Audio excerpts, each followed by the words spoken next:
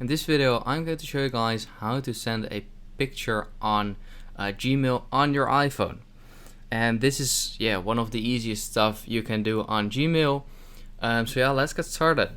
So what you want to do is open the app, of course, and once you're here, just click on the compose icon or tab on the bottom right. And once you're here, you can just send it to an email you want to. I'm going to send it to myself, just like this. And once you've done that, just click on the paperclip icon at the top, on the left of the send button.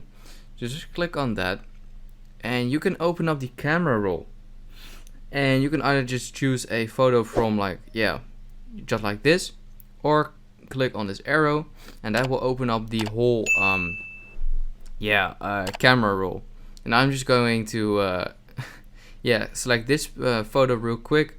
I just took a screenshot a few minutes ago for the sake of this tutorial. And you can just add a subject. So I'm just gonna do something like a screenshot.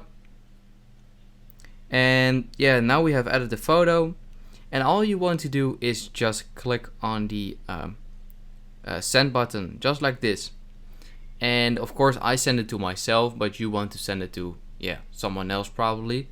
And there, that's all you have to do. And that's basically it. Right here is the screenshot.